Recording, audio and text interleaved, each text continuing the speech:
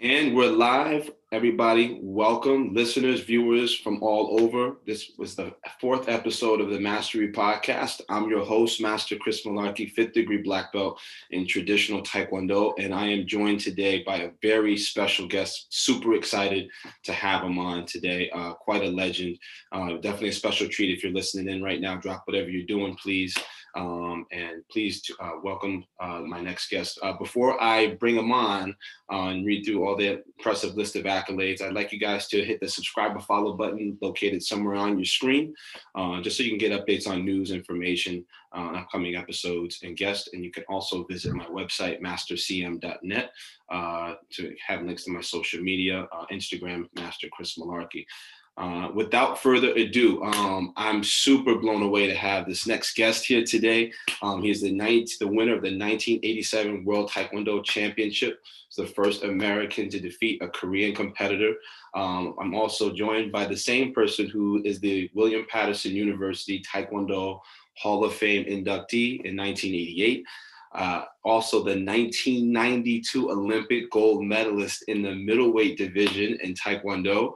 Also was a TV star on the WMAC Masters, which I used to watch, joined by many other people, as Olympus, starred as himself. A former politician, former mayor of Foster City, an accomplished musician, author, father, husband, and I ran out of fingers. Sir, I'd like to welcome Grandmaster Herb Perez, eighth degree black belt. Sir. Thank you for having me, and you're way too kind. And it's my pleasure to spend some time with you guys. Thank you. Hope everything is well, and I hope you keep it safe on the East Coast. Yes, sir. How about, so I guess that's really the first thing. How are you doing over there on the West Coast? Well, you can't complain. I mean, we have a great, we're fortunate. We live in a nice community, quiet, and people try to be relatively safe. Yes. So I think that, we're in an interesting space these days. And I think you just have to recognize the things you have to do to keep safe. And so we're doing that, and we're trying to espouse those values as we do what we can do to stay in our community safely. Absolutely. You're also the owner of gold medal martial arts centers over there. So you've got several, not just one location, but several. So talk to me about how COVID sort of impacted your ability to. Well, it's a tough time. So it's a tough time for people in the business. It's a tough time for people that do martial arts and teach it. And so I think you just have to recognize that you're going to have to stay the course. And you've had this opportunity your whole life to be a role model. And now you really have a test. So the test is, you've been talking about it. You've been talking about resilience. You've been talking about staying the course. You've been talking about patience, perseverance, determination.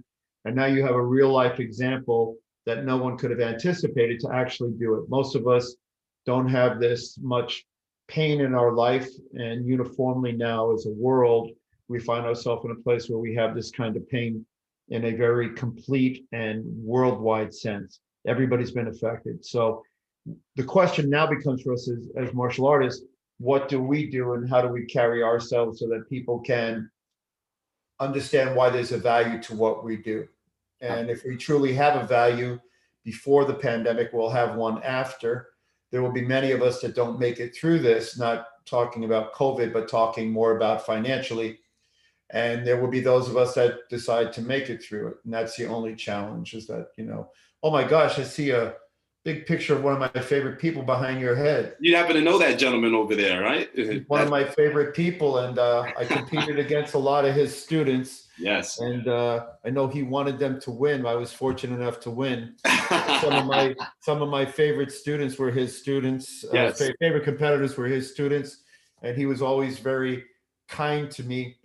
He treated me like a younger brother almost, and was very hard on me and my friends, but he's always very fair. So I hope Master Kim is doing great. Oh, he's doing, from what I see, he's doing real well. I mean, still able to, I don't know, and you could probably attest to this, I don't know many ninth degrees anywhere in general that are still active. In terms of not just he lives it. He lives it. He was fortunate to come from a good lineage. He lives it. He believes in what he taught, and he serves as a role model for a lot of people. So I think it's great that he still believes in what he says. There are many people that do what we do. They don't really live it, they don't believe it, and they don't act it. He's one of those few individuals that does do that. So What do you, and that's a great segue into one of the questions I had for you, one of the many. But I was thinking about what our impact really is, what our job really is, especially at this particular time when it comes to teaching, because the role is sort of changed. We have to, yes, we were role models before, but now we have to really step it up. I like that you mentioned that it's a test, because that's what I kind of see it as, being an instructor. I think it's an interesting time for all of us as individuals, but I think it's interesting for us as so first, most journeys should be inner and inwardly facing. So you as an individual have to make a decision, what it is that you feel about yourself. What is it when you go to bed at night that you really think and say about yourself? So that first and foremost, the ability to be self-reflective and think about what you think matters, because you're the really, you know, the truth, regardless of what you may say to people around you. Right. Towards that end, this is a unique time for us to really test our mettle, MEDDLE mettle, Right. or MEDTTLE, but the METTLE. That's right. And what I mean by that is we've been talking and saying this for so long. So our job really now is, martial arts is the one thing that you do that combines both mental, physical, and what they say spiritual, chongqing lil, which means not spirit in religious sense, but spirit in the way you carry yourself and how you persevere and your tenacity. Right. So if you believe that internally and you've come through tougher times, and I'm sure you have, as most of us have, yes, then you know that you'll see the light at the other side of the tunnel. With that said, everyone around you who's been coming to your school, or you've personally trained, or believes what you've been teaching, is waiting to see what you do. yes, And in waiting to see how you handle it and what you do, they will make decisions about you consciously or subconsciously about the value of what you teach, what you said you teach, and what you do. So in that sense, it's an amazing test internally and in a self-reflective sense. And then it is really a test for your community. Are you really who you said you are? right. So a kid goes to soccer, he expects the soccer coach to kick the ball well. He's not looking for the soccer coach to be his life coach, but he's certainly looking for him to be a good soccer coach. Absolutely. We are one of the unique things where we are a teacher, much as a teacher, a good school teacher in school will be a role model for the kids. And we are a physical expert. So they look to us to be both a physical expert and to manifest those physical skills in intellectual and philosophical skills. And I think that's really going to be the test for a lot of people. It's easy to talk about it, and when you do well, it's easy to do what we do. Right. And when you struggle, it's a little harder to do what we do. But when people see to the level that schools are struggling now, Yeah. they're not only looking at you and feeling sorry for you, but they're really looking to see what you say and what you do. Absolutely, and see if those two things align, right? Yeah, it's very important. or you're a charlatan. So right. It's been tough. I mean, it's been March now, will be a year. Yes. And most people were closed for all of that or some of that or in some form or fashion. Right. What's been interesting, I think, more importantly, has been the people that stay and the people that left. So when you look at your membership and you look at the people that chose to stay with you and why they stayed with you and what they did for you while you were struggling, it will speak volumes about what you taught them. It'll speak volumes about who they are. Right. And it'll speak volumes about the level to that they tried to support you. I have a friend who has a restaurant, and he had people sending him checks without even coming to eat, because he said they wanted to see me survive and they valued the time they spent here. I don't think there are a lot of martial arts schools that happens to. I think that most of them, it's interesting. I had this conversation with somebody else today. We spend more time being who we are, doing what we do, than a doctor spends becoming a doctor.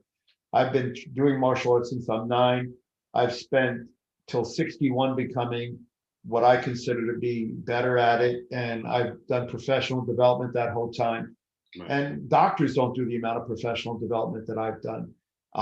If we allow ourselves to be treated less than that, and we act less than that, that's how we'll be treated. So for me, this has been an awakening moment. Right. To think about who I want to teach, what I want to teach them, and quite frankly, how I want want to let myself be treated. So, Absolutely. too often we allow ourselves to be utilized rather than do what we do, which is truly mentor and hold people to higher standards. Absolutely.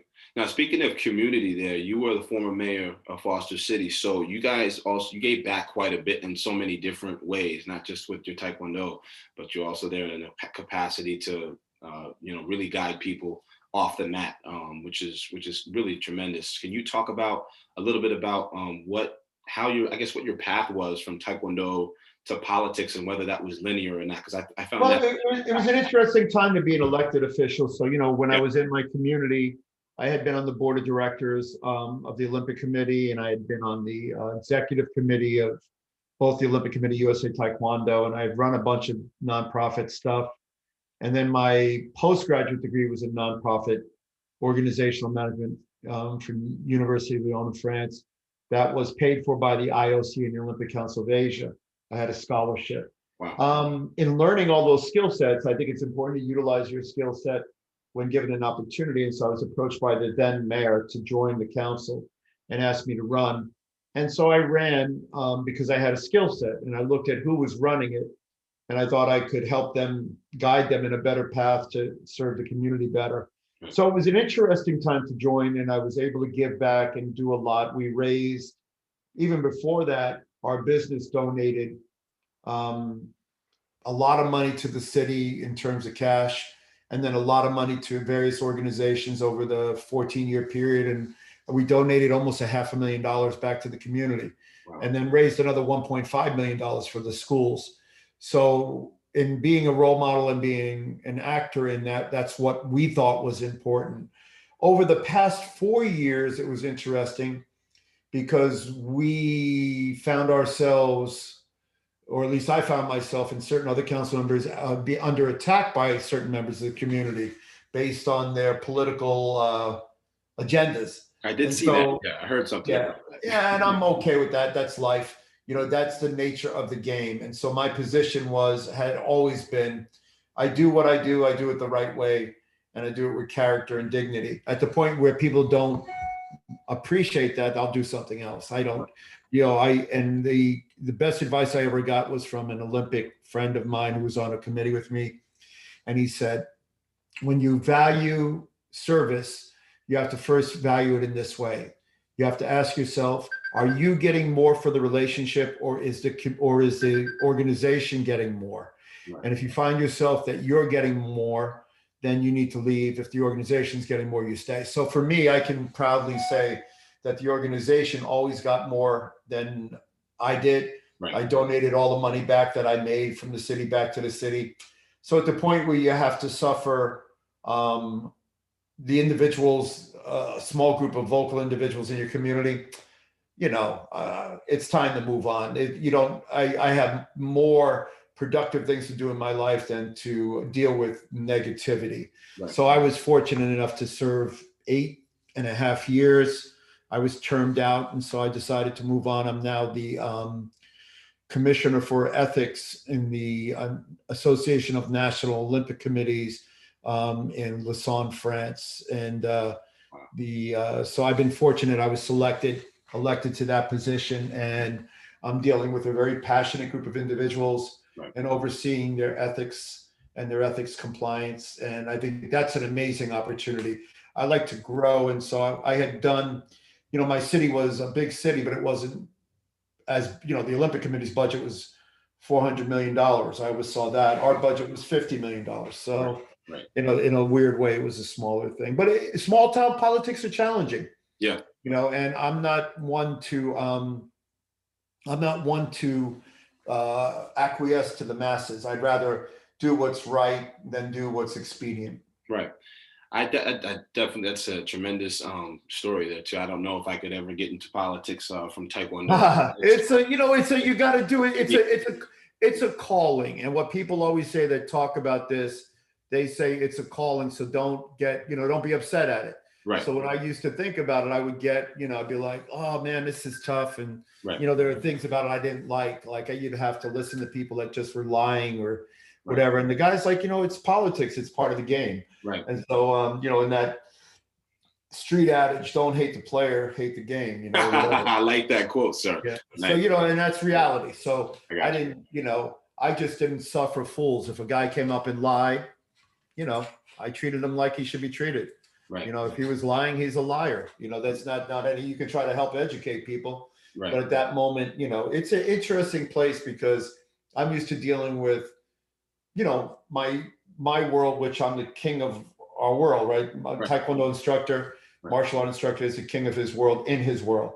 Right. In my house, I have children, I raise my children. Yes. When it comes to the city, you really have to do it differently if you want to be productive. And so that's why I had been approached to run for larger things, bigger offices in like a national sense. Right. And I just can't do it. It's not my nature. Did you apply any of what you learned, I guess, in your Taekwondo over the course and the span of your Taekwondo career leading up to politics? Was there any part of how you personally operated in the political state that kind of came fleshed out of your Taekwondo, or that you look back and was like, yeah, I used this aspect, or I think you use your education and my law degree a lot more. I think one of the challenges was most of the elected officials, with the exception of a few, weren't that bright. Okay. And they weren't clear thinkers in small politics. I had a very good colleague that I had a lot of respect for that was incredibly bright, and he and I worked together and nurtured a couple of others. But in a large part, you're dealing with individuals that are they may be passionate about service because they don't like the ways the trees were cut. So they try to get on the city council. Yeah. Or they might have their own personal agenda, which is in part, quite frankly, in California, a little sometimes racist. Okay. They get crazy about the fact that there are a lot of Asians, West Asians, East Asians, right, or Asians in the community, and they say things that are not really nice to say. Right. So I didn't really tolerate that. What I would do with my legal background is I was able to analyze and listen and be very effective. When I was mayor, I created structures that they had never had before. I hired 2 city managers and corrected a lot of the bad practices they had before that they didn't even understand. On the other side of it, I probably could have been more patient with certain individuals, but I held everybody, all 5 council members, to the same standard. So I felt if you had run for council, you should be up to the task. Do your work, do your reading, be prepared. Right. And we had 2 or 3 individuals that shouldn't have been on the council. They were not prepared. They were not ethical. So in each one of those situations, the guy who was unethical, I reported him to the DA. The guy who shouldn't be on the council, I held him accountable. He's playing crosswords during the meetings, Right. And then the other guy was, I'm not sure why he was on the council. But the good news is 2 out of the 3 were no longer on the council. They decided not to run any longer because they couldn't run fast enough. The third one, ironically, the unethical one is still there, but my term had ended, so he's no longer my problem. It's just a shame because he's not a great public servant. Gotcha. I have one question for you, and I was thinking about this before I hopped on the call with you. Do you see a future nearby where, because obviously I've been practicing martial arts for about 28 years now, and I love it. It's been like, as soon as I think one of your show when you were on WMAC Masters as Olympus, and we'll get into that at some point. But when I watched that show, that was one of the things where I was like, maybe it just started, and I was like, I didn't even know martial arts could be this popular, like this cool. It was on Fox on Saturday mornings. That was one of my Saturday morning things. But is there a future that you could see Taekwondo being integrated, or martial arts being integrated into the school systems, like through PE, like almost mandatory? I feel like it's so helpful what we do, and especially at this particular time for the mental health of kids. So I feel like maybe coming out of this, that might be something that we visit or reevaluate. So I think that each individual, I think people have legacies and things they'd like to do, and I've been thinking a lot about the legacy I'd like to leave behind. Yes. One of the things that I think is interesting, there was Rusty Konakova, who was a woman judo player out of New York, and she had put judo in 17 of the public schools there, and she was fairly successful. And there are individuals around the country who have been successful. The challenge with public school and public school funding right now is that public schools are math and science laboratories. So they pretty much don't really give a lot of money to humanities or arts or anything else, even quite frankly, physical fitness. When I was going to school, we had physical fitness every day. Right. Now kids are only getting 10 minutes a day. That's Wow. literally what Wow. they are required to by law to get.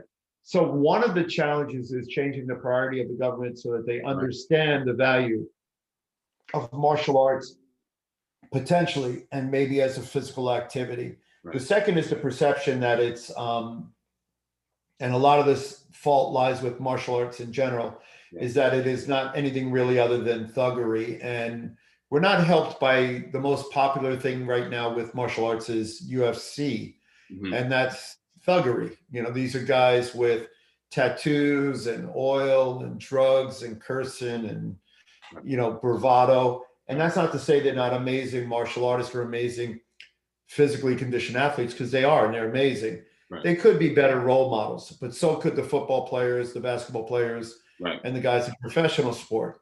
And you know, one of my favorite quotes by Charles Barkley was, he's like, "I'm not a role model, you know, so don't look to me for that." And I'm like, well, you are a role model. Right. Once you take that level of notoriety and you take the shoe contract for millions of dollars or the basketball Right. contract, you're a role model. You don't have to like it. I'm a role model. I don't do certain things. I don't act a certain way because I've accepted that role. Now, if you don't want to be a role model, then don't do it at that level. But Right. if you're going to be influential to kids, whether it's by choice or circumstance, then you have to. So I think that unfortunately, I don't see any concerted effort, and in a large part because most martial arts in general can't get along with each other, let alone provide a unified front Right. like Korea does. Korea has martial arts in schools. China has martial arts throughout schools. I think Japanese do. But even then, they're just doing it at some base level. Right. And I think then the onus falls on individuals and individual school owners to nexus with the community Right. to try to figure out what the best way is to make that goal happen. Gotcha. All right. So it seems like a more complicated. I knew it'd be more complicated than just that. It doesn't have to be, but it would have to be done in a best way from a top-down perspective. When you had last term, you had a person in office who had a person in the education department that didn't understand education, right, and gutted all the programs. So, you know, when you have DeVos, not, and I didn't disagree with one aspect, which was there should be a voucher program for kids that want to go to private school. So if you want to opt out of public school and you want to take that money and go to private school, I think that's a great idea. But they, you know, it affects their thing was it affects everybody across the board. But I think that was a good idea. Everything else was horrible, but right. You know, that wasn't bad. Gotcha.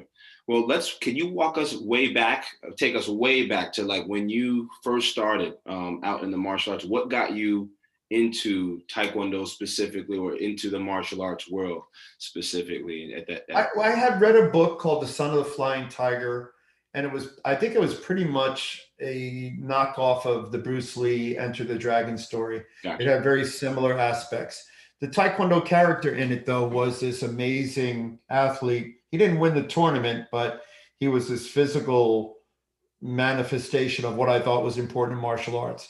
And I gravitated to that idea. I was a New York City kid, and as a New York City kid, you know, I was in, the hood, and right. I was on a daily basis having to defend myself or fight, and I didn't necessarily like fighting. Right. And then I decided my combination of reading Bruce Tegner books, which were self-defense, karate books, and then I found a Taekwondo sign about this big in Hoboken, New Jersey when I moved there. Gotcha. Not far from where I'm at now. Yeah, and I walked up 3rd and Washington to a ballet school that used to be on the floor, and there was an individual teaching there. It was Master Kim, Ki Chung Kim's student. He looked at me and said, "You're too short. You'll never be any good. You're not flexible." Wow. And I was like, "Oh, thank you, sir. I'm 9." He said, "Well, your mom has to sign you up." And so I said, "She's downstairs." And I went down and I signed myself up and used my paper route money because I want to be able to defend myself. And I went back up and, swung my leg on a ballet bar for 45 minutes. And then the end of class came and he said, line up for sparring. And I was like, Huh? me? Yeah. And so I lined up and had a spar and I survived. And that was a tough school. And out of, the hundreds of guys that walked in, 20 stayed. And Yeah. of the 20 that stayed, 5 became national champion. The story is what the story is. And it was a test by fire. It wasn't a whole lot of explanation.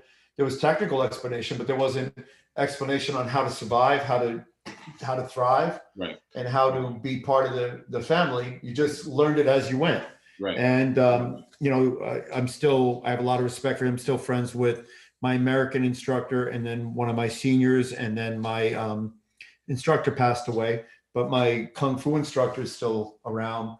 But they shaped me as an individual to become who I became and guided me along the path to eventually win an Olympic gold medal. So I can't really complain.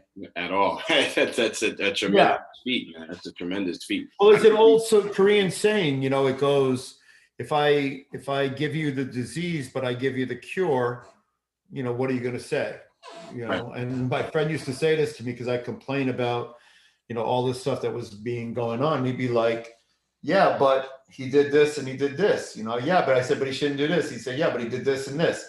And in a weird way, he's right. You got to balance the positive and the negative. Right. It's always about that, I think, right? Yeah.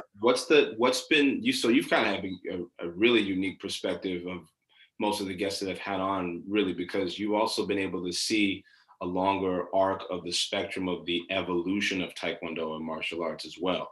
Like talking about the kind of the old school, as people would put it in quotation marks, right. Now, right? Back then, I started in the 90s when I was probably 5 or 6, early 90s. Right. And obviously still continue to this day. I actually just talked earlier this evening, but what is the difference? What are some of the biggest differences you see in the way Taekwondo has changed from then to now?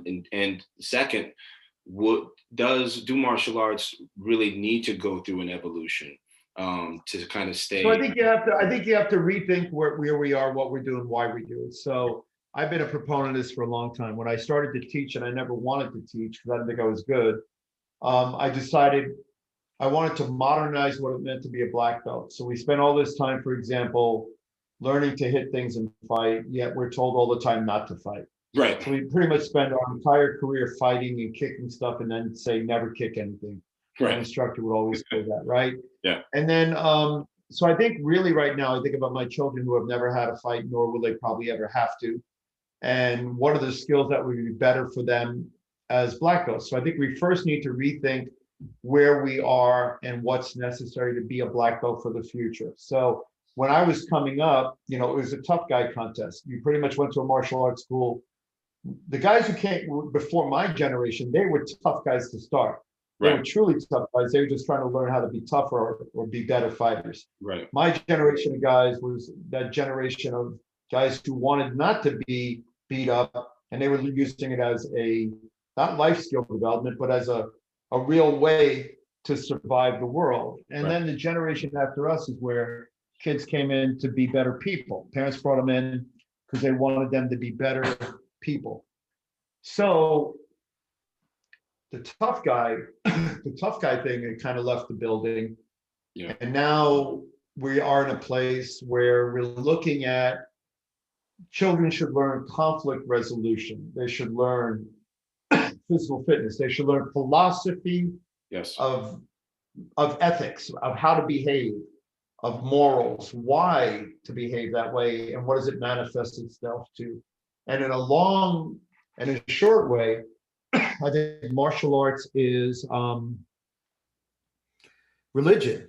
Yes. I don't mean being religious, but I mean we teach the same things that they teach in church. We teach brotherhood. We teach the golden rule. Right. We teach all those things that it means just to be a good human. So the martial arts student, when they become a black belt, should have a basis in art and humanity and in physical fitness. So they are truly a platonic man in the sense of the Republic. They should have some physical component, some educational component, some philosophical, some art or music component. And so I've always lived my life, You know, you look behind me, I have music in my life.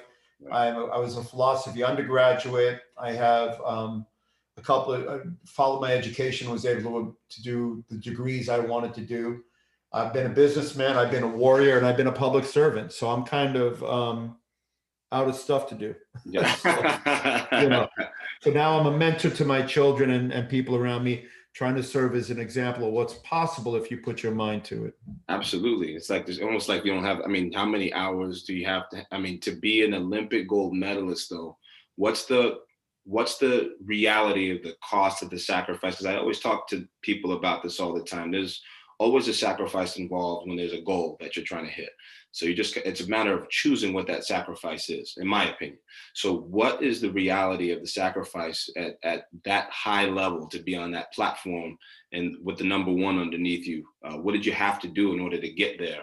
And transitioning from just being a student kicking around, swinging your leg on the bar to now knocking people out, you know, for a living.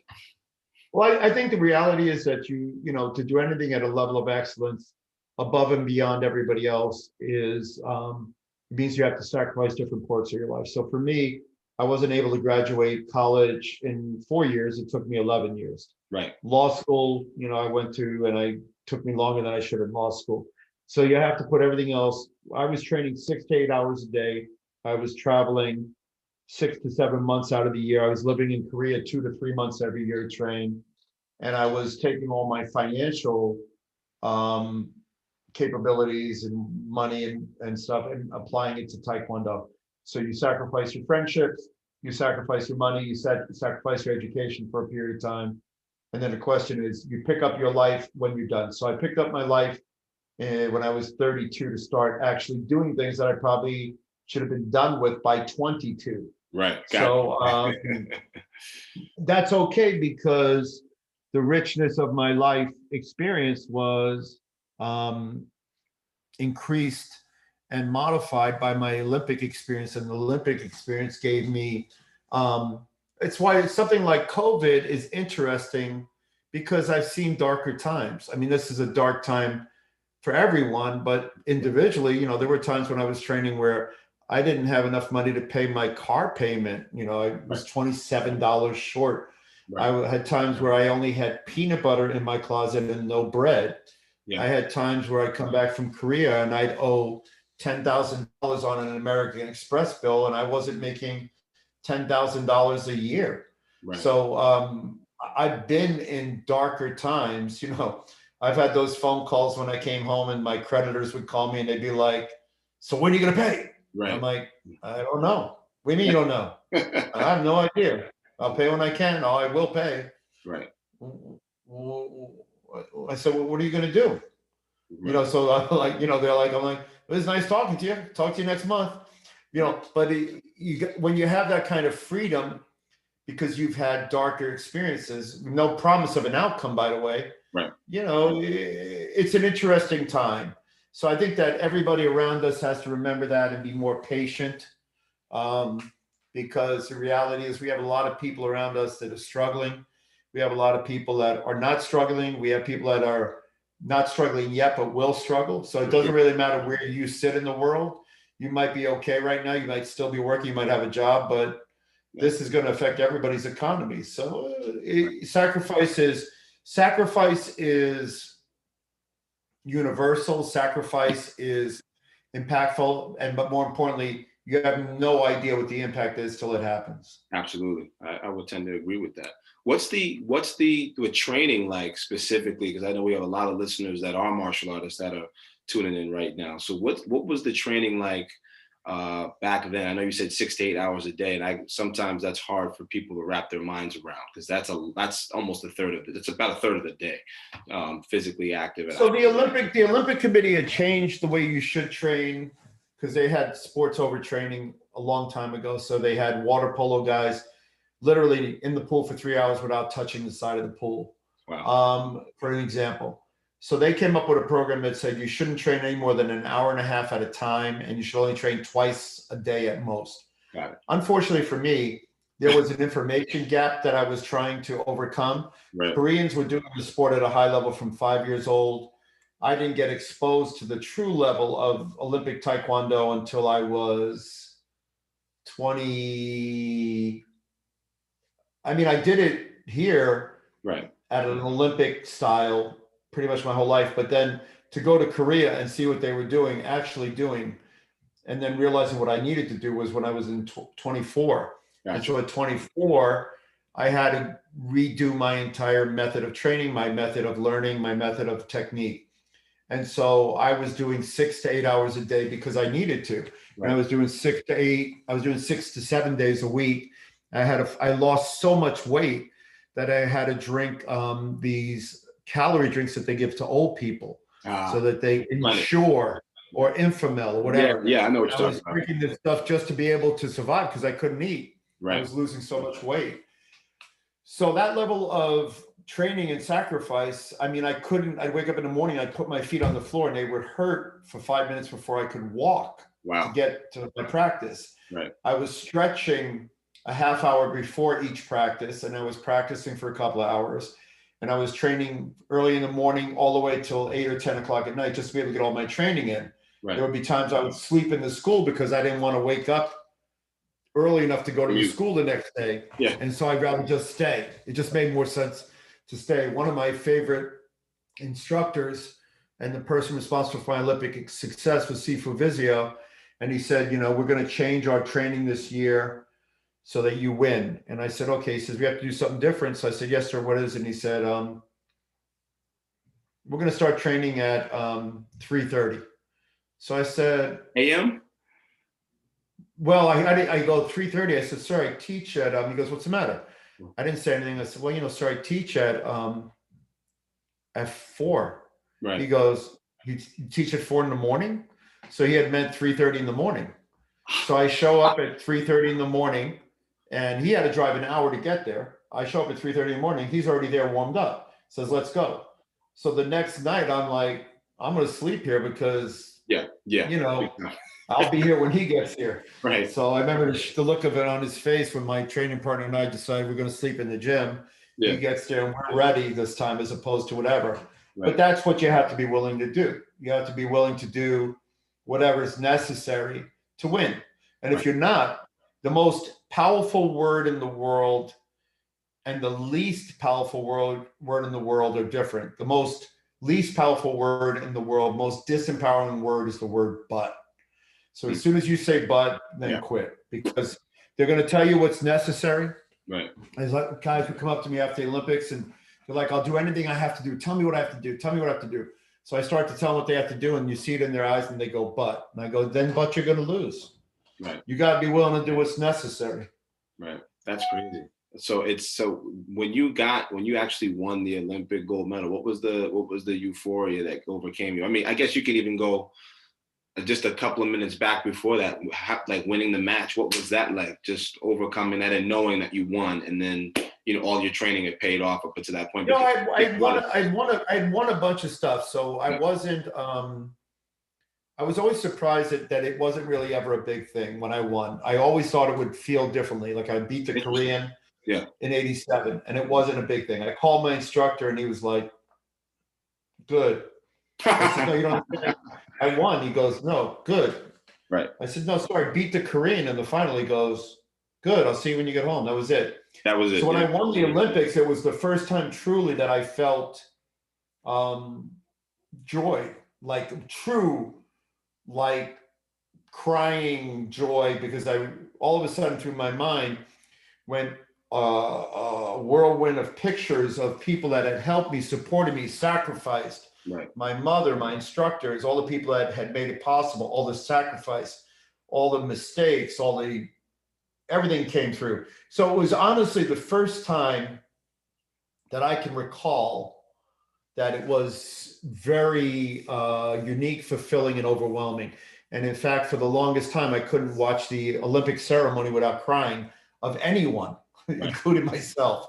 So I was doing all these speaking engagements and I couldn't watch it because I would relive that moment. And even these days, maybe once in a while, I get that feeling. But it's,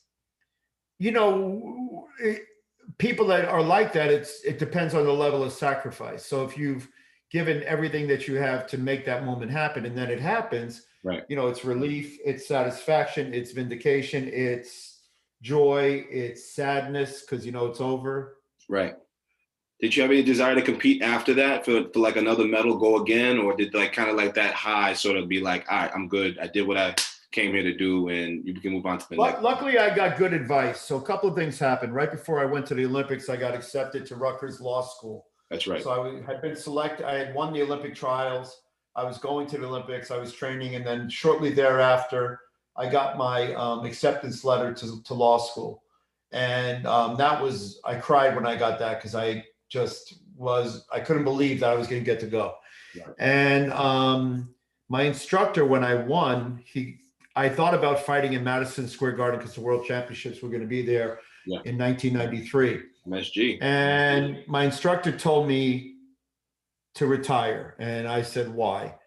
And he said, because you've won the biggest thing you could ever win. Even if you win another one or you win a World Championships, it won't mean as much.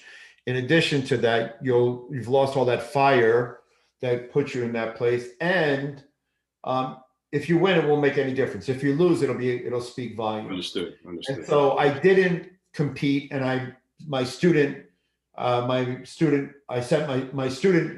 trained him to win. So he went to the World Championships and won. Not won the World Championships, but went to the U.S. team. I had 3 students on the U.S. team. So I was always able to transition into the next stage, which was good advice. So I've always been able easily to achieve a goal, move to the next goal, and move up into what should be the natural evolution. Too often, people hold on to things because that's all they know. That's all they can be. They're afraid to fail at something else. Right. They'd rather be successful in what they do. And quite honestly, even if I had won the following year, which I probably would have won, it really wouldn't have made a difference to anyone except me. Gotcha. Which would have been nice, but I've watched too many guys hold on too long. Gotcha. And as a result, they're not happy. But if you love the game, then you fight. You don't really care about the winning and losing. Right. You see it all the time in boxing. People just go too long when they fight. Or you have Roy Jones Jr., man. Roy Jones Jr. There's nobody better than that guy. The guy was untouchable. He fought too many fights, but right. Conor McGregor is probably another example of that. Yes. And these guys always fight longer than they probably. I don't want to say long. They have to make that personal decision. They're great athletes. Right. But you gotta do what you gotta do. It's not really about winning and going out on top. You got to go out the way you want to go out. I had won everything I wanted to win. Right. And I won it a bunch. I won Madison Square Garden. I won the Worlds, won the Pan Ams, won the Pan Am Games, first one ever, and won the Olympics. That's a whole lot of winning. Right. That's a lot. So I had also lost a few. Right. So I had some losses too that I didn't really love, but right. I've been able to enjoy the beauty of competition, both winning and losing, learn lessons from both. Yeah. And I'm able to share those lessons with people that are trying to do it so they can understand what it is we do, why we do it, and how to apply it in other areas of your life. Gotcha. That's awesome. And what was now moving forward after your TV career was after, your Olympic. I didn't want to do that. Yeah. So what happened was I got approached by, I was approached by 2 groups. So right after the Olympics, an agent called me while I was in the Olympics and he wanted to meet with me. So I met with him when I came home. I was offered a television show called Acapulco Heat. I was offered a movie called Mortal Kombat, for it. Yeah. I didn't, it was a different thing. Okay. And I was offered the UFC #1. So they offered me to fight in UFC #1. And I said, I was in law school at the time and I said, how much money? And they said, well, it's 10,000. I said, how much if I win? They said, no, that's if you win. I said, are you crazy? I'm an Olympic gold medalist. I'm not going to fight. So they eventually came up to some amount and I was like, it still wasn't enough. And then after watching it, luckily I didn't fight because it was a circus. I commentated the second one. Okay. At the same time, I was offered a TV show over Christmas, WMAC Masters. And then they changed the shooting schedule. And so I had freed up all my time, and then they didn't do it. Well, they didn't do it with me. They didn't do the pilot with me. Then Gotcha. I got a call to do the show. And I said, no, I'm not doing it. They said, what? I said, no, I don't have any interest. I'm in law school, take off. They said, please come meet with us. I said, no, I'm not coming. And they said, just come have lunch. We'll talk. Right. So I met the producer, the director, and the art designer. And after 4 hours, they said, well, I said, I'm in law school. I don't need this. I got other stuff going on. And they're like, well, we're going to make an action figure. I said, action figure. So I was like, all right. So I did it over the summer. And then I did a couple of seasons, and it was a blast, and it was so much fun. I'm Right. glad that I did it. It was really a unique experience. But the good news was it taught me that to be an actor is a very certain skill set, and it's a craft, but it's also very subjective. Yes. So when I fight, I go into the ring and I fight, I can win, I can affect your performance. Acting, they like you, they don't like you. And I'm like, I didn't want to go through all that. But I was fortunate that I did the TV show. I was smart enough not to do anything else.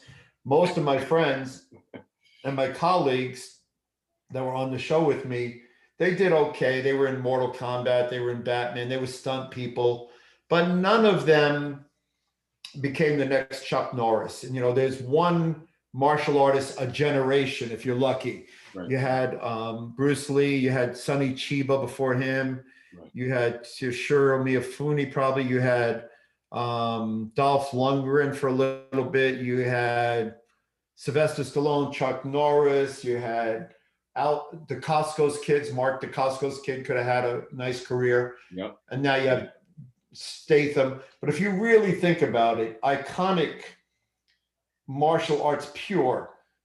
If you start with Bruce Lee, you had Bruce Lee, Chuck Norris, Steven Seagal, Jean-Claude Van Damme, and Jim Kelly was in there too. Jim Kelly. Jim Kelly.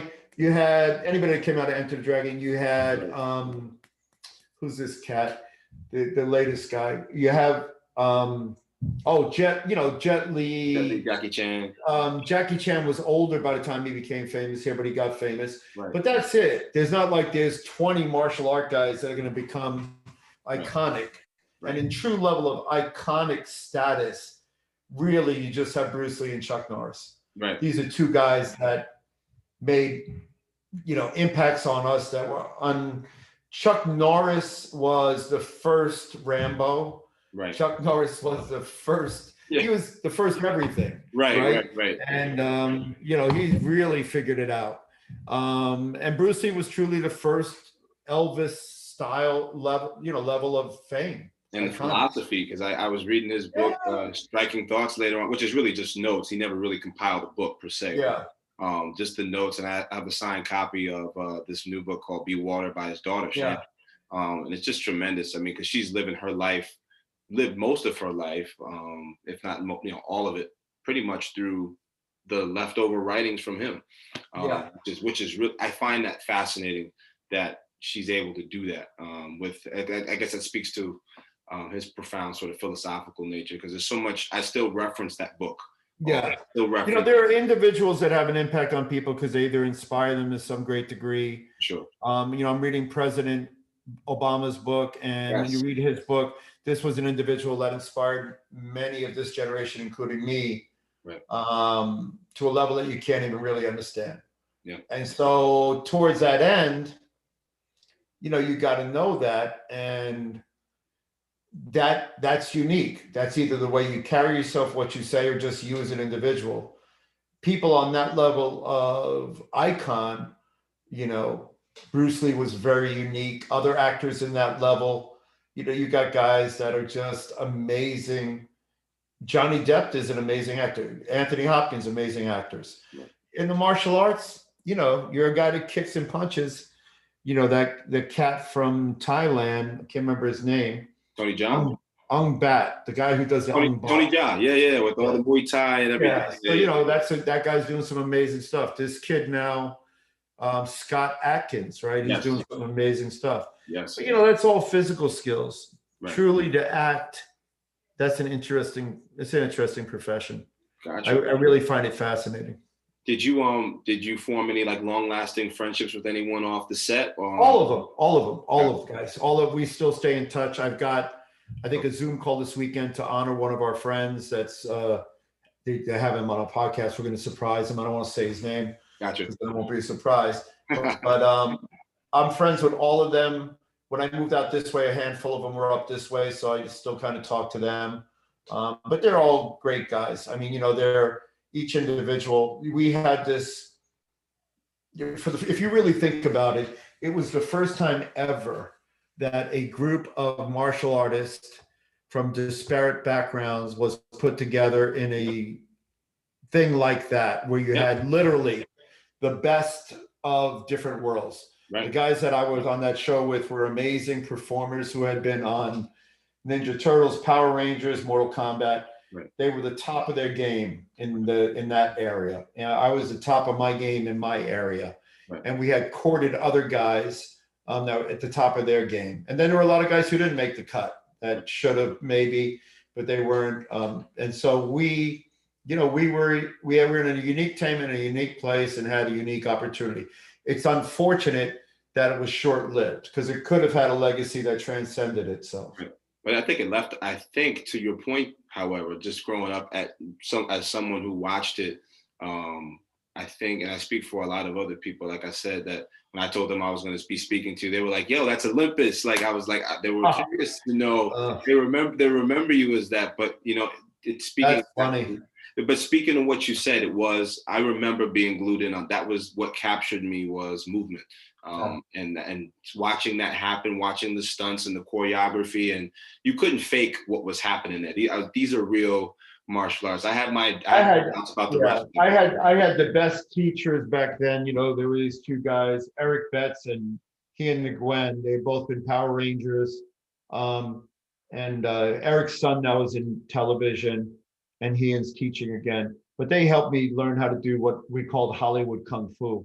And it was really, it's a unique skill set of, there were guys that when we fought for real. Hakeem Alston and I, when we fought, that was hard. That's real. There were other guys that was acting and whatever. But Hakeem and I had a scene together where, we were bruised and battered at the end of it, and it was a unique opportunity because it was a great learning moment for me. And it was great guys and great women and great production teams of guys that you just couldn't have imagined putting that together. So I'm forever thankful. I started a production company with one of the directors, and we're still friends to this day. And his son and my son are friends, and we still do a bunch of work together.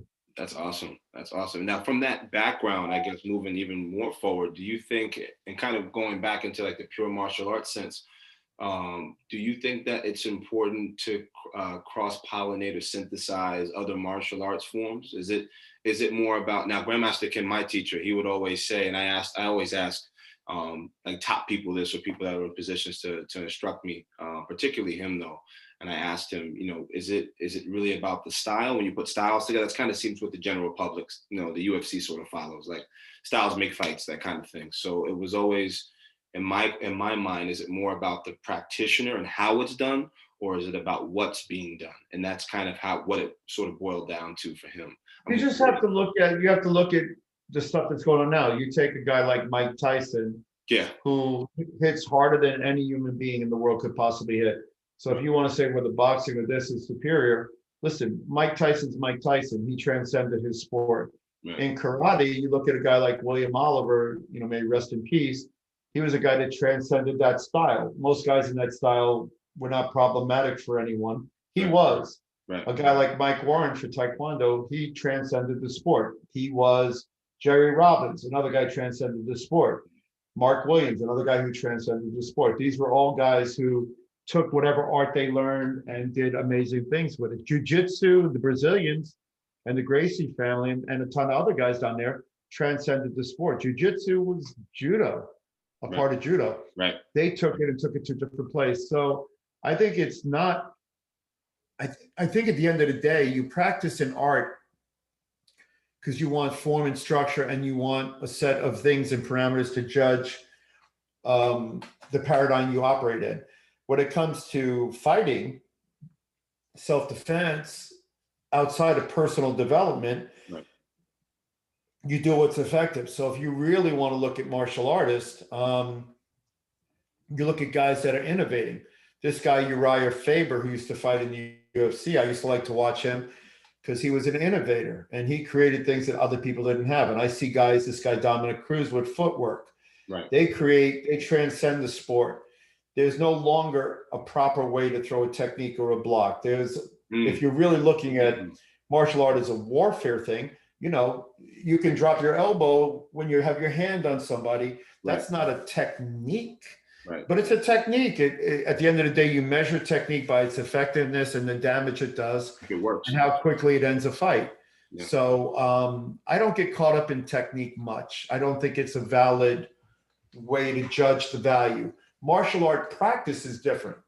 So if you're practicing forms, to be frank, forms only have a value in and of themselves of the practice of them. If you're doing this, you're never doing this in a fight.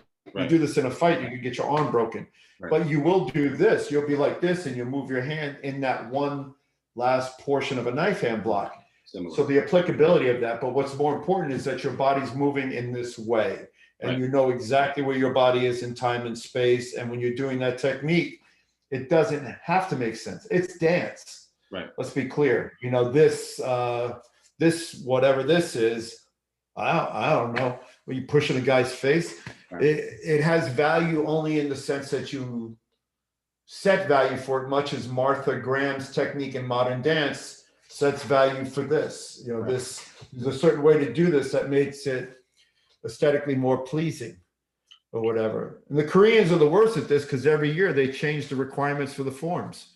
One year you go like this, the next year you go like this, next year you go like this. It's either a thing that matters and perpetually matters because it's the perfect movement, or it's not. You can't just keep changing it because you feel like it, and then it just becomes an aesthetic. So what's your take on, because I practice obviously with Master Kim, most of my life has been based in traditional Taekwondo, and I find, obviously I'm no Olympic gold medalist, but I found a lot of success, and I grew up much like you. I grew up in Brooklyn in New York. Yeah. I got in a lot of fights over, just trying to keep my clothes on, my backpack, my shoes. It's hard to relate that to people per se. I used to get into fights across the street where we didn't have cell phones, the payphone didn't work at the corner. It's like it's just you and that other person and however good you are at that moment. So I found a lot of success personally in the traditional format with Master Kim, where it's allowed me to be able to, just like what you said, this may not work in the fight, and I know that, and I say that to my students, but it's like it's something about the patterns, which I'm still trying to figure out, allows you, along with the footwork, allows you to be able to sort of make sort of innovations in real time with a self-defense scenario. I found, and even I think it's each person's value of that is what it is. I think there are times, where when I was a green belt, I got into this ruckus when I was working, and some guy tried to hit me with a motorcycle chain belt. And I did a high block, because I had practiced on high block a million times. And it was the perfect thing to block a chain belt or a stick or a bat. I got a guy in Park Avenue in 85th, 86th Street when I was in the band tried to hit me with a baseball bat. I did a low block. My arm should have broke. My arm didn't break, and I stopped the bat. I did that because I had practiced low block, a million times. Now, those are real life applications of two particular traditional form techniques that I walked up and down the floor practicing, and they had a value. When I did that high block, I did a walking forward lunge punch and knocked the guy out. Well, that was form training. We didn't practice sparring punching in the face. I didn't have any face punching ability at all, other than what I had learned in form. So I think I think that's the applicability. Today, I taught a bunch of young ladies preparing to go to college self-defense, and I didn't teach them traditional forms. I didn't teach them Taekwondo, anything. I taught them a basic kind of round kick and a basic kind of side kick and some other basic hand motions that I knew anybody could do that were effective. Right. So when it comes to effective and practical and usable, it's better to keep it small, simple, and immediate, something that you would do reflectively. Gotcha. Towards that end, I'm not fascinated. I'm encouraged or entertained by Krav Maga. I want to see what their program is, because I'm looking at different programs that might be helpful for the things that I think that would be better served by others. Gotcha. So self-defense probably better served by people that teach that in a realistic sense. Right. We have our share of charlatans out here who make fakey made up stuff and, teach self-defense, and it's not practical. They're just going to get somebody hurt should they ever have to do it. Taekwondo itself is not a self-defense thing. It's a fighting skill. Right. Now, if you've ever fought, it's a very practical fighting skill if you use things that make sense. So I used a lot of what I learned in Taekwondo in actual self-defense, and I know what works and doesn't work, and I know why it works. Right. And I know how to make it work. But that's against somebody you're doing self-defense against. Right. Right. So it's not like you're in an arena fighting another Taekwondo guy. Basically, when you're doing self-defense, for the most part, you're a guy that's good at it doing it against a white belt. Right. So it really doesn't matter what you do as long as you do it pretty good. Right. Have you had any close calls with anyone where you kind of like had to bring your A game with somebody in particular? You don't have to mention names, obviously, but you mean in tournaments or in self-defense? Really in self-defense scenarios, because one of the aspects I always want to explore with people that I speak with, and obviously you have a lot of experience, a tremendous amount of experience, is what the applicability of in real time is from the training. I think if you do, I think the good news is where I grew up, I was able to practice my skills every day. So I would literally, I know every day to school or I'm doing something else. Right. So I learned very quickly what worked and what didn't work, and in what I could do and what I couldn't do. And then as I became more skilled, I would try different things. And what I learned early on was I didn't know how to punch correctly to the face because we had never practiced. I could punch really well to the body, but when I punched somebody in the face, nothing happened. So I went back to the gym and learned how to punch people in the face because I thought it was an important skill to have. Right. And so I developed a punch that if I hit you with my right hand, you are going to go out. Right. No one survived my right hand. No one in the world would survive my right hand. But I had to train that because I'd never done it.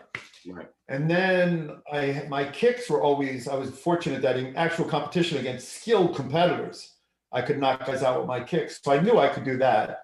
Yeah. So unlike most people, I would kick people in the face when in self-defense, right, where they tell you not to do that because it's very high risk. Right. I figured if I could kick black belts who were trained in the face with my kicks, I'd have no problem kicking a regular person in the face. Right. Yeah. So, I found axe kicks and back hook kicks and back kicks to the body to be incredibly effective, as with round kicks always are to the body. So there are a lot of basic just Taekwondo skills you practice every day that if you do them, a round kick to the back of the leg, a guy doesn't get up. Right. You can leave after you do that. Most street fights, in my experience, last one punch or one kick.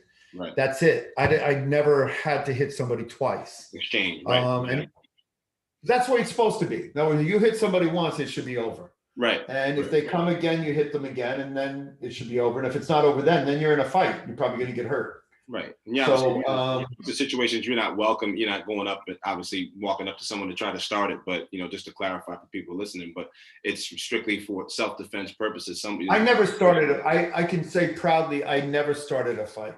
Right. And I tried to avoid most of the ones that I got were started. I would warn people ahead of time. Right. I can say that there was a long period of my life where I didn't walk away from one ever. Right. I never avoided it should that person make a mistake.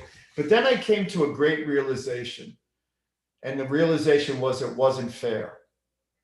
In other words, even though this individual had made a mistake and they had picked the wrong tree to bark up, right, it really wasn't fair then. And you could tell them that, and so it got to a point where I would warn people. I'd be like, you don't understand. I do this as a living. I do this for fun. Eat this. So if you really want to do this, we can do it. You can go home or you can go to the hospital. That's your choice. Right. So, and I would say it like that, matter of factly. I got so comfortable with it. And, they look at me and they kind of then realize I was probably telling the truth. But there's always, the truth of the matter is that most guys that are going to bother you back then or even now, they're jerks, they're jerk offs, and they're troublemakers. A guy who can really fight, he does not bother you. Yeah. A guy that really can fight, he's got other things going on in life. He also knows that there's a potential he's going to get hurt. So true tough guys don't fight. I believe and I think it's true. I got to be honest. I think it's true. And that's why it's really not fair. Yeah. I could take that same energy and make the guy miss. Right. Like a guy could come to my gym, that same guy, and he can't touch me. Right. So was it really fair for me to do all that? I got to a point where I felt bad about it. So I just try to avoid conflict. And my instructor would yell at me all the time. He'd be like, I come back and tell him a story and he'd say, you're wrong. And I say, why? He says, and I say, sir, I didn't start it. He goes, yeah, but you shouldn't have been there. Why were you there? And he was right. When I thought about it, I could have avoided and should have avoided most of it. But your ego doesn't let you. That's our job, right? Is to basically get people to, keep this for yourself. And I have two boys. One of them's 10, black belt, proudly, and then the other one is almost a green belt. But I'm teaching him boxing, and just to do something on the side. I'm experimenting with him, and he's got an incredible. I wish I had. I don't know if you've ever experienced that, where you wish you had your current self as your own trainer when you were that. Because I kind of base my effectiveness on my Taekwondo, not on my fighting capabilities anymore, but on what I'm able to pass on in my teaching. And I think that's what I'm hearing from you. So what was like your evolution, I guess, into your now, because now you have, how many locations do you have for your school? We're opening a fourth again. We had 4 and we had combined one of them. Okay. We're now opening a very high level training facility. Nice. But what I've decided in my new facility is it's going to be very elite, very exclusive, and it's an interview and an essay process. So I'm going to interview each family. I'm going to have the child write an essay. Yeah. And then at the end of the interview and the essay, I'll decide whether I want to accept them as students. And if we accept them as students, we'll make them an offer. They'll have a day to think about it. Right. To accept it. And if they don't accept it, we'll move on to the next person. Gotcha. I want to develop a school where I teach people that I think will value and we will value. And I want that to be exclusive. So if I don't think they have the right mindset, then I don't want them as students. I don't want to share my level of knowledge with just anyone any longer. So I've done that for a long time, taught a lot of people. And I want to have people that I like and I respect and I think will value what we do. And so that's our new and latest model. It's a very high-end model. It's very we're not ashamed of what we're going to charge people, and we're not ashamed of the commitment level. Right. And I'm sure it'll be fine. So and you're based all on the West Coast. All these locations.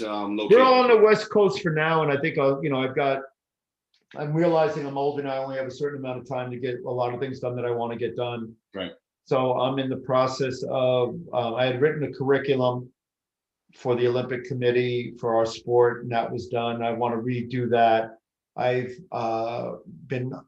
have written one book for Taekwondo, and I'm working now on an experiential book that I may or may not publish. Okay. And then I was trying to figure out what my next legacy was. So I had 2 projects that I wanted to do. This is a project that I want to do, in part because I realized I want to teach certain people in a certain way, and I want to teach them in the way that I want to do it, and I don't want to struggle with it.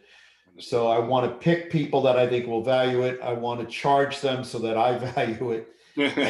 And I want it to be, my kids go to a nice school. It's a private school. It's crazy expensive, and it's exclusive.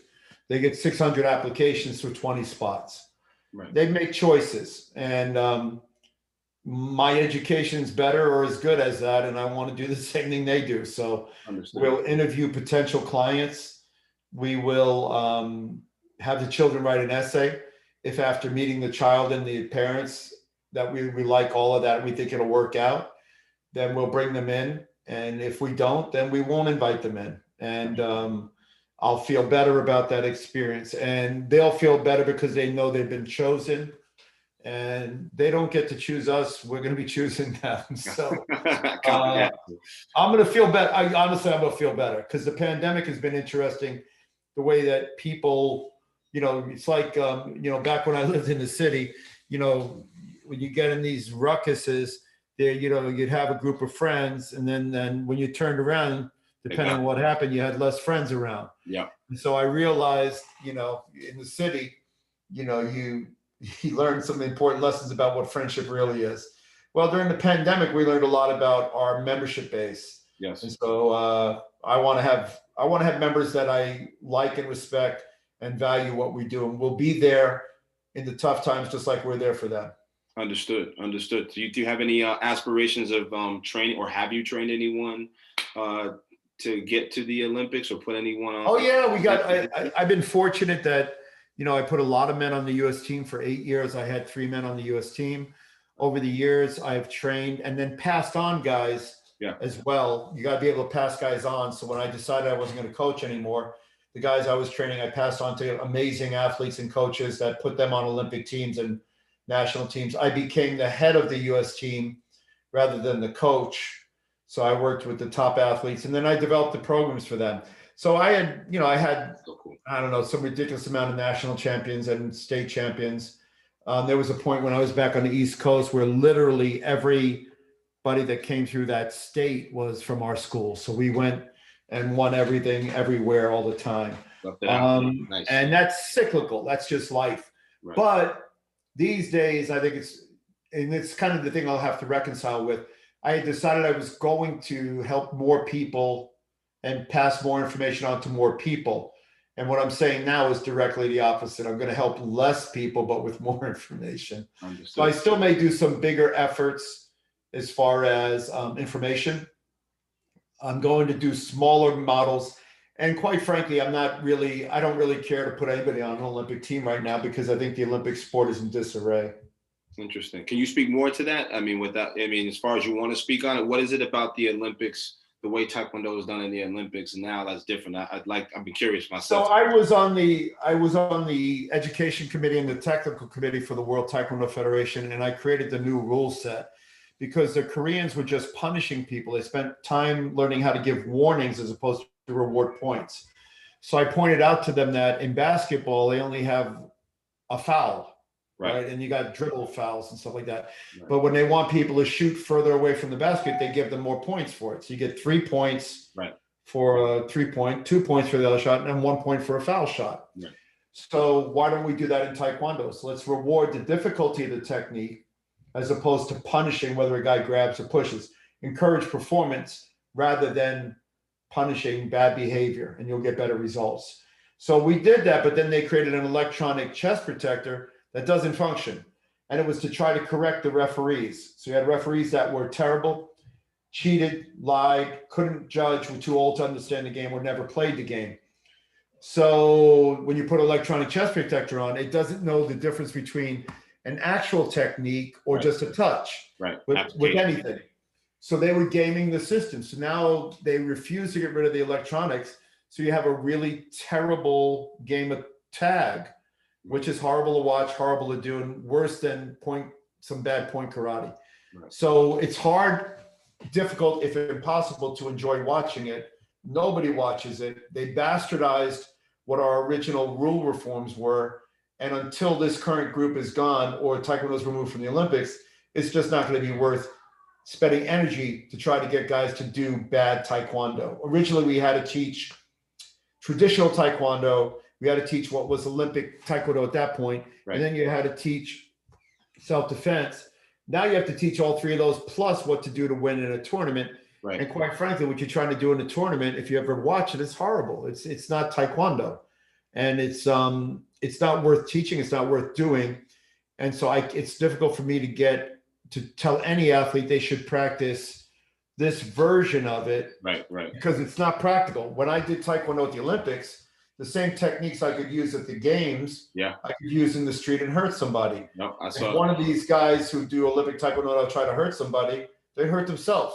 Yeah, that is You true. know, and it's unfortunate because they're good athletes, but they've never been tested. You know, I haven't watched it. I haven't watched the Taekwondo. don't watch it. I haven't watched it in forever. I can't remember the last time. It may have been. Yeah, don't. Nobody watches it. Nobody that does Taekwondo can watch it. It Right. hurts your eyes, make your eyes bleed. Do you think you're gonna ever see your time, your era, your I guess the way you did Taekwondo resurface and come back? Is there a chance that that style or methodology can come back? And the way you did things. I mean, I saw guys' helmets fly off when you were doing reverse turning kicks, and I feel like I think what's got to happen is the Taekwondo has to leave the Olympics. So if Taekwondo were to be thrown out of the Olympics, then I think you might get back to it. I think that the current group of Korean nationalistic domination of the sport by Cho and his group has to leave. So until that's corrected, it won't happen.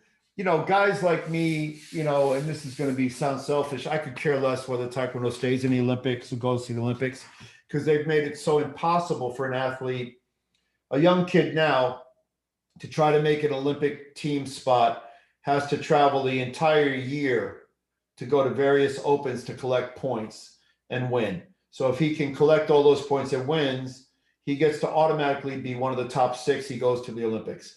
Otherwise, he has to qualify the country, and then the country makes a choice. So for this next Olympic, we don't have a single man, not one. Wow. For the first time in the history. Wow. We don't have a man competing at the games, right? So it's embarrassing as a country. It's embarrassing as an organization that we couldn't even qualify one man. But how do you tell a kid, when you're telling a kid education is valuable, this is valuable, how do you tell them to then take off 4, 5, 6, 8 years of their education to go travel around the world to chase a dream that they may not be able to even score to achieve? Yeah. And they not necessarily the best guy wins. Right. So it's not like the guy who actually Taekwondo was a full contact martial art that was supposed to be if you hit somebody, if they didn't have a chest protector on, they would not make it through. Right. Well, what's happening in UFC? Those guys don't wear anything and they're surviving. Right. So to be honest, we should lose the chest protector in Taekwondo. And then second, they need to go back to a power-based martial art as a warfare system of guys getting hurt. In other words, it's a physical sport. In boxing, you punch guys to hurt them. Can't play. Yeah, it's not. You can outpoint them, but if you can knock them out, you knock them out, and that's the same that Taekwondo needs to go back to. Right. Now, if it's not doing it at that level, then we're no different than any other game. We may as well be fencing. Right. You know, play tag with electronic swords. Gotcha. Is there anything that you, in closing, I guess, want to impart to anybody as sort of, you know, sort of we've gone through sort of your whole life, seemingly within an hour and a half. But is there anything you want to leave, friend, that you want to say toward anyone, I guess, that's going through a tough time in the pandemic? That's a martial artist and also practicing or struggling to practice from home. That's finding difficulty. I feel like personally, I feel like 2020, even though obviously it was horrible for a lot of people, I found like a breakthrough. I broke through a plateau, or broke through a wall in terms of my martial arts capability mentally. It was really, like you said, I vibe with you on that. It was a test. And I feel like I got through that test of like, okay, this is like, I'm one of the lifers now. Like if I can get through this, I can take care of anything else from here on out. And obviously I'm a father, I have children, so, you know, I'm a husband as well. So I'm trying to be the best I can be for everybody. But there are people that are stuck at home that are single, you know, quite frankly, and, you know, just don't have anyone to practice with or struggling to kind of do it solo. Is there anything you want to impart to anyone watching? So I think this is an amazing time to do self-development of individual techniques that you need to develop. So, you know, one of the foundations of my success was my ability to do footwork from the most basic position. So in general, everything from martial arts starts from the floor, your ability to control distance or move without a telegraph.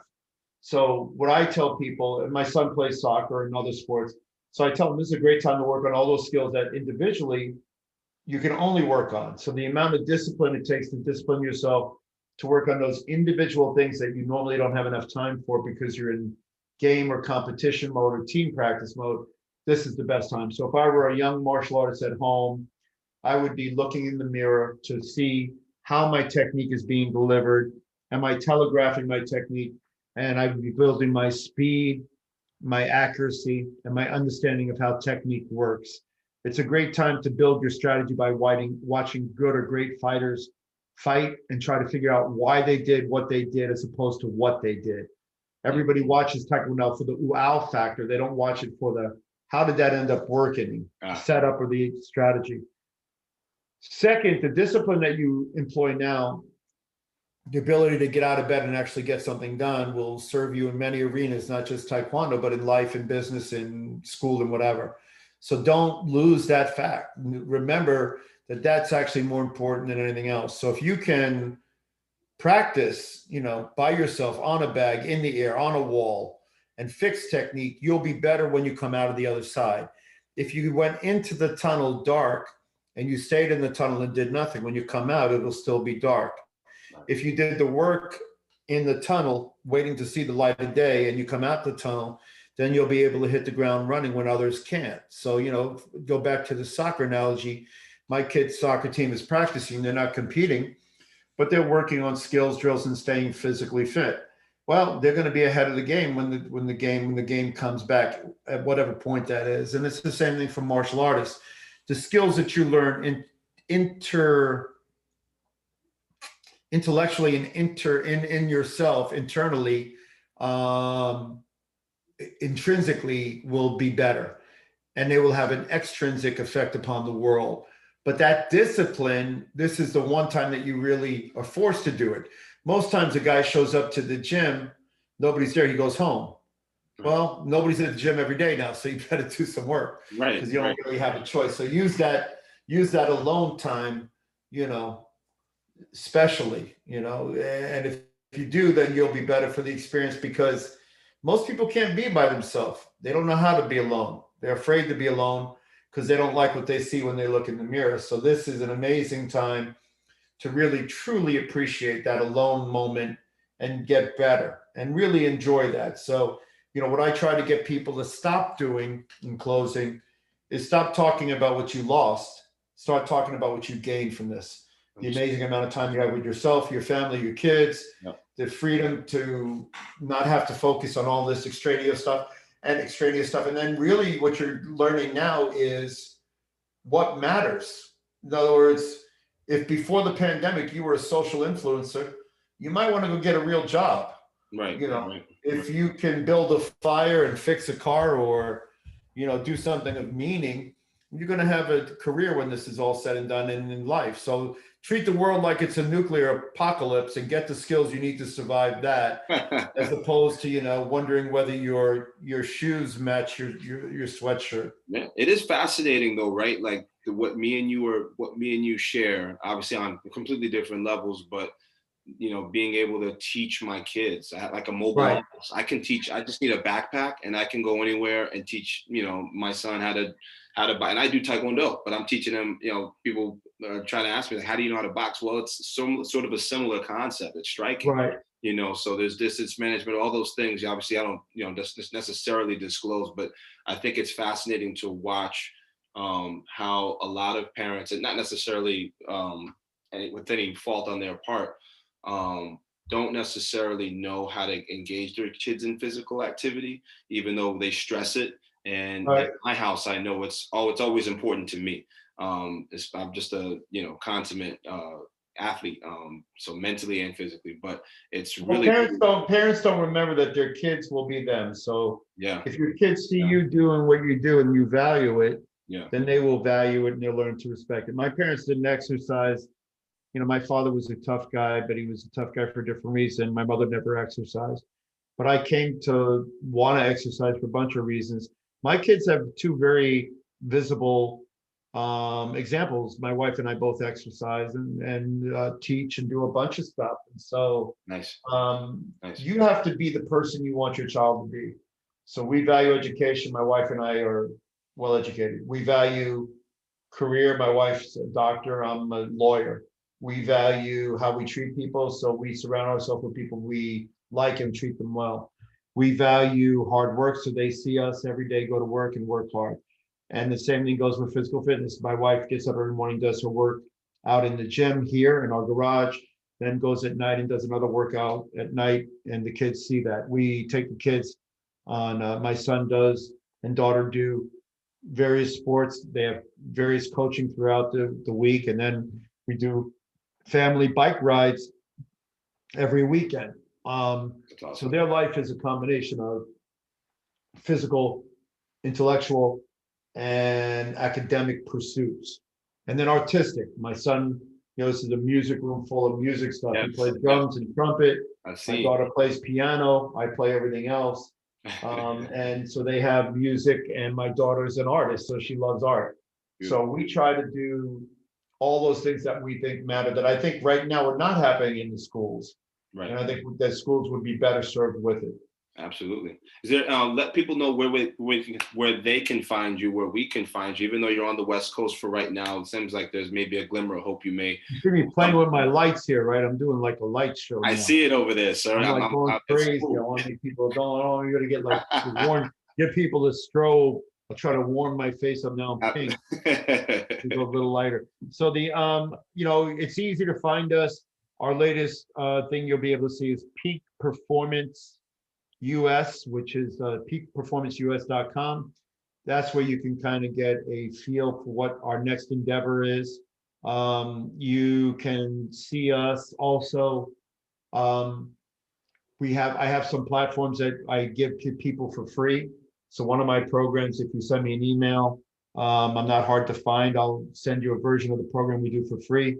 We have a black belt preparation program we use for our schools now. As well, we'll share with you. We like to share our knowledge with others. So thank you. it's a lot of stuff that they can do. As more stuff becomes available, I'll let you know. Absolutely. All right, sounds good. Everybody heard that from, again, Grandmaster Herb Perez. It's been Just a guy. Truly a pleasure. Truly a pleasure, sir. Thank you so much for having you on. This is the fourth episode of the Mastery Podcast. Master Chris Malarkey. Thank you, Grandmaster Herb Perez, the legend, the Olympic gold medalist from 1992, live coming at you from the Mastery Podcast here. Thank you so much again, sir. Guys, take care and salute. All right.